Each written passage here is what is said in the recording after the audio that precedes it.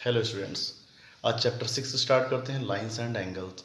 इसमें हम सबसे पहले थ्योरम को समझेंगे। पहली थ्योरम है 6.1, वो क्या है पहले उसको समझते हैं, उसके बाद में एक्सरसाइज के क्वेश्चंस पे एंटर करेंगे। देखिए, फर्स्ट थ्योरम जो है 6.1 वो कह रही है if two lines intersect each other then the vertically opposite angles are equal.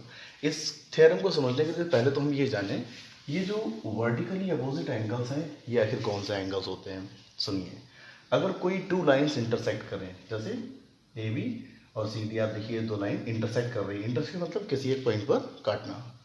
ये इंटरसेक्ट कर रही हैं, तो जरा एंगल्स देखिएगा, एक ये एंगल देखिए और एक ये देखिए, देख रहे हैं, ये दोनों वर्टिकली अपोजिट एंगल होंगे। इसी तरह से जो आप ये एंगल इस साइड का और ये इस साइड का जो देख रहे हैं, ये भी दोनों आपस में वर्टिकली अपोजिट एंगल कहे जाएंगे। तो इस थ्योरम में हमें प्रूफ क्या करना है कि अगर कोई दो लाइन इंटरसेक्ट कर रही हो तो जो ये वर्टिकली अपोजिट एंगल्स होते हैं ये इक्वल होते हैं। हमें प्रूफ ये करना है कि this angle is equal to this and this angle is equal to this. ठीक है, चलिए प्रूवमेंट के लिए देखते हैं क्या करते हैं। सबसे पहले गिवन लिखते हैं, ये हमें दिया क्या गया, हमें दिया ये गया है कि दो लाइन है जो इंटरसेक्ट कर रही हैं। ठीक है ना, तो हमने क्या बना ली, हमने ड्रॉ कर ली A B C D. A B and C D lines are intersecting at O. To prove, हमें प्रूव क्या करना है, वर्टिकली अपोजिट एंगल्स इक्वल होते हैं, ये प्रूव करना है। यानी कि ये एंगल इक्वल इसके, यानी A O C equal B O D, angle A O C equal angle B O D. और दूसरा ये एंगल, इसको नेम क्या देंगे, A O D equal B O C. तो A O D equal B O C, हमें ये दोनों एंगल इक्वल प्रूव करने, क्योंकि दोनों ही वर्टिकली अपोजिट हैं। तो देखिएगा प्रूफ, सबसे पहली चीज़, since A B and C D are straight lines. आप देखिए, ये जो ए बी है स्ट्रेट लाइन है, और किसी भी स्ट्रेट लाइन पर अगर कोई आप पॉइंट लें तो उसके अराउंड ये पूरा एंगल 180 डिग्री का होता है। तो इस ए बी पर जो ये पॉइंट ओ है, तो यहाँ पर ये एंगल और प्लस ये एंगल, इन दोनों का सम कितना होगा, 180 होगा। यानी A O D plus B O D equal 180, A O D plus B O D equal 180। ऐसे ही सी डी स्ट्रेट लाइन है, ये जो सी डी स्ट्रेट लाइन है, तो सी डी पर जो ये एंगल है ये और प्लस ये, इनका सम 180 होगा। यानी A O C plus A O D equal 180, A O C plus A O D equal 180। अब आप ये देखिए, ये इक्वेशन 1 हो गई, ये इक्वेशन 2 हो गई। ठीक, इक्वेशन 1 और इक्वेशन 2 में इक्वल के राइट साइड में जो वैल्यूज दिखेंगी आपको दिख रहा होगा, ये सेम है। तो अगर कोई दो इक्वेशन में अगर राइट हैंड साइड सेम हो तो लेफ्ट को हम अपने आप सेम ले सकते हैं, इक्वल ले सकते हैं। तो जब राइट हैंड साइड इसका सेम है, इसलिए हम क्या करेंगे, इन दोनों इक्वेशन का जो लेफ्ट हैंड साइड है, यानी A O D plus B O D और A O C plus A O D, इन दोनों को आपस में हम इक्वल लिखेंगे। तो लिख देंगे from equation 1 and 2 A O D plus B O D equal A O C plus A O D. आप देखिए एंगल ए ओ डी इधर भी है और एंगल ए ओ डी इधर भी है, तो इसको कैंसिल कर दीजिए। ठीक है ना, बचा क्या, बी ओ डी इक्वल में ए ओ सी। अब देखिए प्रूव हो गया, बी ओ डी ये एंगल और ए ओ सी ये एंगल, दोनों देखिए इक्वल आ गए कि नहीं आ गए। ठीक, अभी हमने क्या किया था, इस लाइन पर ये एंगल और इस लाइन पर ये एंगल लिया था। अब हम क्या करें, अगर हम इस लाइन पर ये एंगल और इस लाइन पर नीचे ये एंगल अगर लें तो हमारा जो दूसरा पेयर है A O D equal B O C, वो भी प्रूव हो जाएगा। क्योंकि एक हम प्रूव करके दिखा दिए हैं, दूसरा तरीका भी सिमिलर है, सेम है, इसलिए उसको हमें लिखने की जरूरत नहीं है, वहाँ हम सिर्फ इतना लिख सकते हैं, similarly we can prove also A O D equal B O C. इसको हमें शो करने की जरूरत नहीं है, इसको सिमिलरली भी हम कर सकते हैं। अब क्वेश्चन नंबर 1 देखिए 6.1 एक्सरसाइज से। इस क्वेश्चन में दिया गया है फिगर में पहले तो कि ए बी और सी डी ये टू इंटरसेक्टिंग लाइन्स हैं जो कि ऊपर इंटरसेक्ट कर रही हैं, और कोई भी एक लाइन है। ठीक है ना, और गिवन में दो एंगल और दिए गए हैं। पहली चीज़ तो ये दी गई ए ओ सी प्लस बी ओ ई, ये ए ओ सी ये एंगल, बी ओ ई ये एंगल, इन दोनों का जो सम है वो 70 डिग्री है, और बी ओ डी 40 है। बी ओ डी ये एंगल कितना है, 40 डिग्री। टू फाइंड, हमें फाइंड क्या करना है, एंगल बी ओ ई, ये जो बी ओ ई है ये कितना है ये पता करना है, एंड रिफ्लेक्स एंगल सी ओ ई। तो मैं आपको रिफ्लेक्स क्लियर कर दूं, देखिएगा। वैसे एंगल सी ओ ई की अगर बात करें तो कहाँ है, देखिए सी ओ ई, ये हुआ सी ओ ई, ये तो हुआ सी ओ ई, बट जो रिफ्लेक्स कह रहे हैं, जैसे आपको ये दिख रहा है एंगल सी ओ ई, तो ये एंगल तो सी ओ ई है। रिफ्लेक्स एंगल वो होता है जो 180 से ग्रेटर हो, यानी कि जो आप पीछे बैक ये एंगल देख रहे हैं ये है रिफ्लेक्स सी ओ ई है, ये भी एंगल सी ओ ई ही, लेकिन जो 180 से लेस होता है वो सिर्फ एंगल COE बोला जाएगा, और जो 180 से ग्रेटर हो जाएगा उसको रिफ्लेक्स एंगल COE बोलेंगे। ठीक है, देखिए क्या करते हैं फिर सॉल्यूशन में। AB is a straight line, ये जो आप AB देख रहे हैं, AB स्ट्रेट लाइन है। इस स्ट्रेट लाइन पर कोई भी पॉइंट पर जो पूरा एंगल होता है उसका सम होता है 180। तो इस पॉइंट पर देखिए 3 एंगल्स हैं। पहला ये AOC plus COE plus BOE, ठीक है ना, 1 2 3। तो इन तीनों का सम कितना होगा 180। मैंने लिख दिया AOC plus COE plus BOE equal 180। ऐसा देखिए AOC और BOE का सम तो 70 डिग्री है। AOC प्लस BOE, इनका सम कितना है 70। तो इनका सम मैंने 70 लिख दिया प्लस COE लिख दिया, 70 उधर सब्ट्रैक्ट कर दिया तो कितना आ गया 110 COE। यानी ये एंगल COE कितना आ गया 110। अब इसका हमें रिफ्लेक्स चाहिए तो हम क्या करें, इसको 360 में से सब्ट्रैक्ट कर देंगे, क्योंकि ये पूरा एंगल देखिए कितना होता है 360, और 360 में से अगर ये एंगल माइनस कर दिया जाए तो रिफ्लेक्स ही तो आ जाएगा।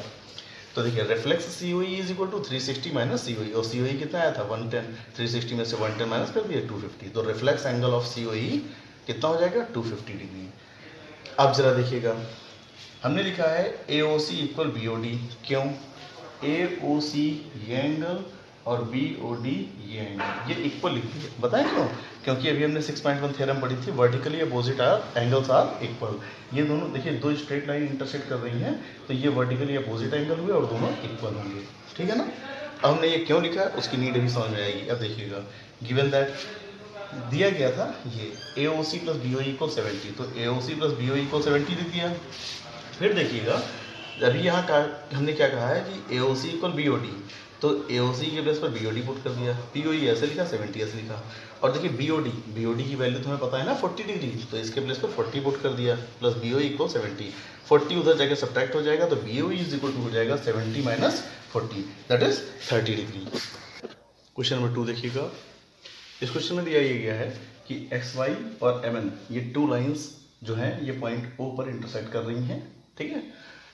ये जो एंगल है POM ये A है, और जो ये XOM है ये B है, और जो XOM है वो C है। A और B एंगल का रेशियो दिया गया है कि A ratio B is equal to 2:3, और जो ये POY ये एंगल है ये 90 डिग्री, 90 को हम ऐसे ही बनाते हैं, ठीक है ना, ये 90 डिग्री है। फाइंड हमें क्या करना है, फाइंड करना है कि एंगल C कितना होगा, तो फाइंड है C इक्वल क्वेश्चन मार्क, ठीक है ना। सबसे पहले जो ये A और B का रेशियो दिया गया है, since A ratio B is equal to 2:3, ऐसा करते हैं पहले इस एंगल ये जो रेशियो है इसको सेपरेट कर लेते हैं। A ratio B is equal to 2:3, तो जब हम A और B को सेपरेट करेंगे तो जो ये रेशियोज हैं इनके साथ किसी भी वेरिएबल से मल्टीप्लाई करके अलग करना होगा। हम इसको ऐसे लिख सकते हैं कि let A is equal to 2 into x and B is equal to 3 into x. हम चाहते हो तो यहाँ पर 2p 3p कुछ भी लेते लेकिन सेम लेते, ठीक है ना, तो ऐसे अलग कर लिया।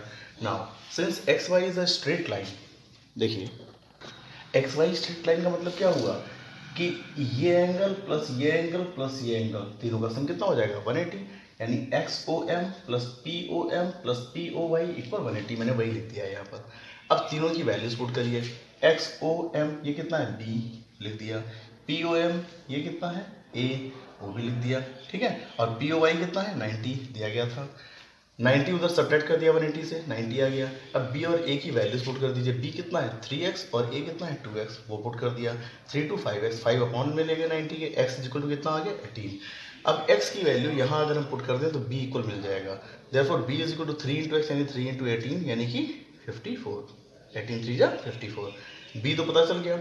अच्छा B हमने पता क्यों किया, B हमें फाइंड नहीं करना था, रीजन है हमें फाइंड C करना है, C के लिए B जरूरी है। देखिए since MN is straight line, ये जो MN है ये भी तो स्ट्रेट लाइन है, इस स्ट्रेट लाइन पर दो एंगल्स हैं, एक ये देख रहे हैं और एक ये, तो इन दोनों का सम भी तो 180 होगा, एक ये एंगल B है और एक ये एंगल C है, इसको हम नेम क्या देंगे MOX और इसको क्या देंगे NOX, ठीक है ना, या XOM कह दीजिए वो भी ठीक है, XOM plus XON is equal to 180, XOM B है XON C है, B plus C equal 180, B की वैल्यू 54 निकाल चुके थे, 54 पुट करिए उधर सब्ट्रैक्ट कर दीजिए 180 में से, 180 से 54 सब्ट्रैक्ट करेंगे 126, C की वैल्यू आ जाएगी।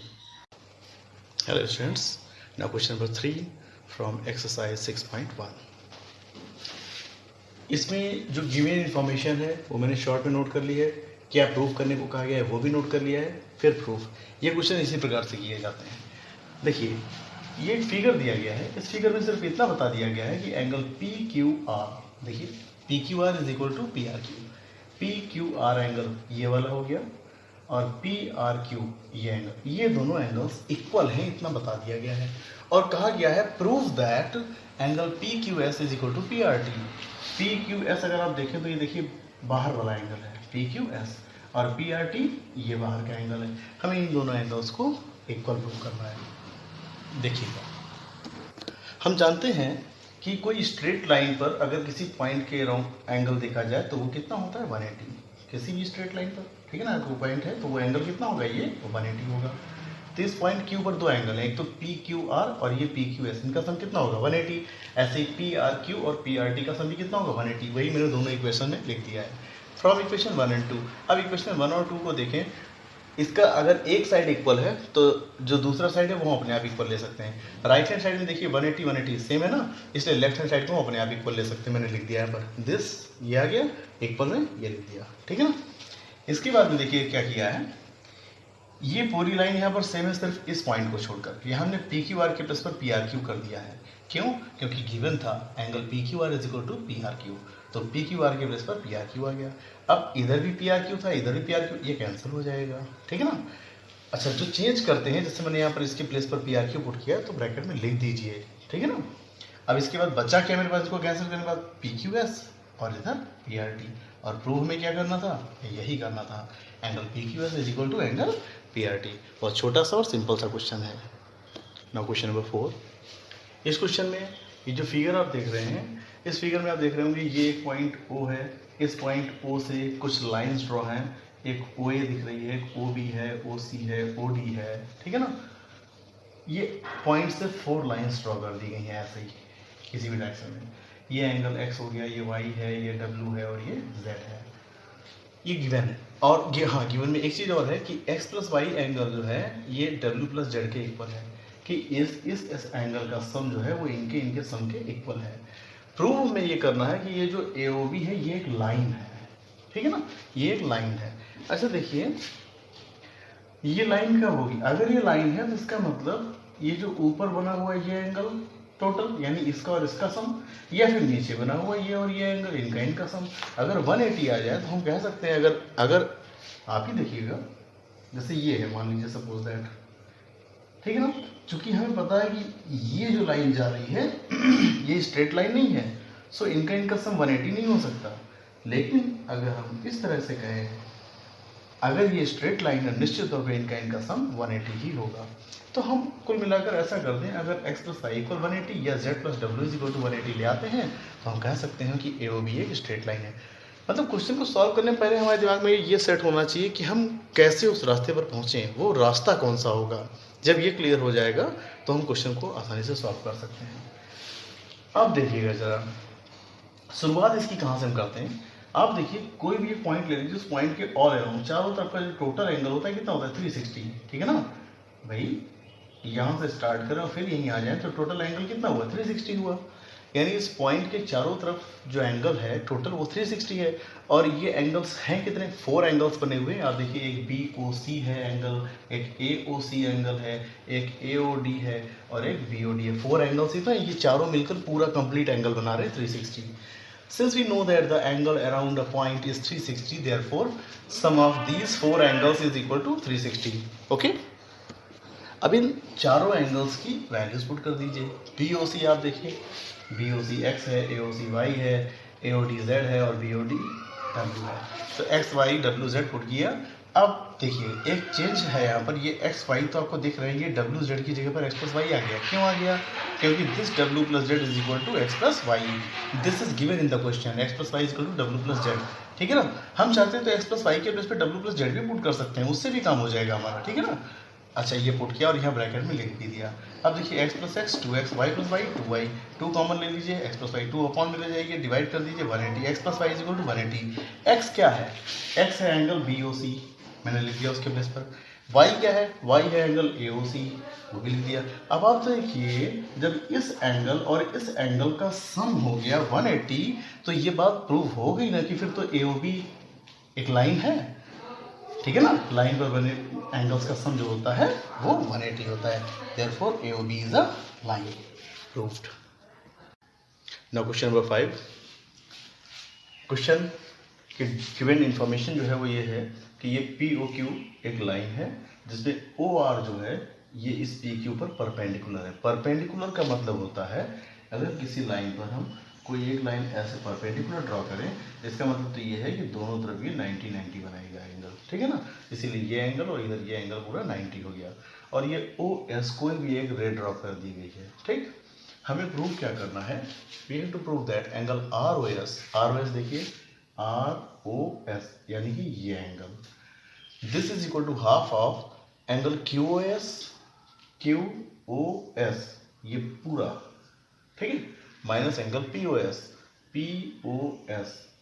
यानी कि ये, ठीक है। चलिए देखते हैं proof. Since OR is perpendicular to PQ, ये जो OR है PQ पर परपेंडिकुलर है, so we can say angle POR equal QOR equal 90। POR ये पूरा एंगल और QOR ये पूरा, ये दोनों इक्वल होंगे और दोनों 90-90 के होंगे। अब जरा देखिएगा, जब ये वाला एंगल 90 का है तो देखिए जरा ये एंगल दो एंगल से मिलके बन रहा है, एक तो ये POS और दूसरा ये ROS, यानी इन दोनों को ऐड करें तो 90 ही तो होगा, वही मैंने लिखा है angle POS plus angle ROS equal 90 degree. इसके बाद देखिएगा ये जो QOS है पूरा एंगल, इस पूरे एंगल में से अगर इस ROS को हम माइनस कर दें तो सिर्फ बचेगा तो यही एंगल, और ये कितना है 90, यानी हम लिख सकते हैं angle QOS minus ROS is equal to 90। ये इक्वेशन 1 और 2 हो गई। From equation 1 and 2 we can see that right hand side is equal, so we can take left hand side also equal, ठीक है ना। तो left hand side POS plus ROS और equal में QOS माइनस ROS। अब ये minus का ROS उधर ले आइए, ये वाला ROS ये लिखा हुआ है, QOS ये लिख दिया, और ये POS प्लस का था उठा के उधर लेके माइनस का POS हो गया। ROS प्लस ROS 2ROS ये ऐसे लिखा रहा, ठीक। अब ये 2 जो मल्टीप्लाई में है डिवाइड में चला जाएगा, तो इसको ब्रैकेट में क्लोज कर दीजिए, 1/2 कर दीजिए, 2 डिवाइड में आ गया ऐसे। यही हमें प्रूव करना था, प्रूव्ड। चलिए क्वेश्चन नंबर 6 देखिएगा। इसमें दिया है कि एंगल है XYZ, ये 64 डिग्री है।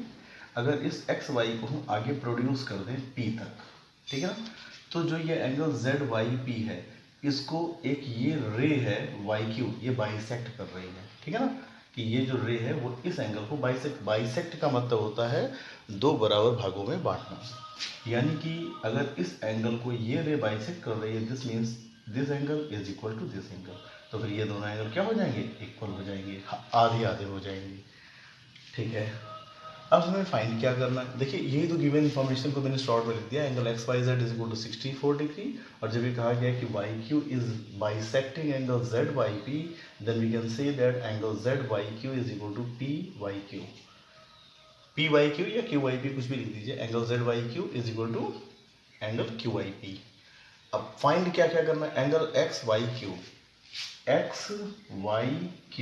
हमें ये पूरा एंगल चाहिए, तो ये पूरा कैसे पता चलेगा, ये तो मुझे 64 पता है, अगर ये पता चल जाए तो इसको हम इसमें ऐड कर देंगे, टोटल एंगल ये आ जाएगा XYQ, ठीक है ना, ठीक।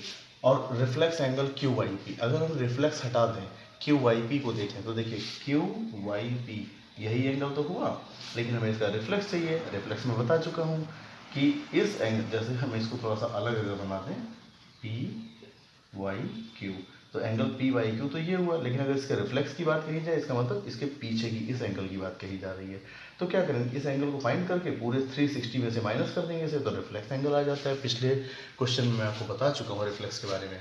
अब सोल्यूशन देखिएगा, मान लेते हैं ये जो दो एंगल इक्वल थे ZYQ और QYP, जो ये दोनों इक्वल एंगल थे, मान लिया ये दोनों XX हैं, ठीक है ना, this is equal to this is equal to x, हमने मान लिया दोनों XX है।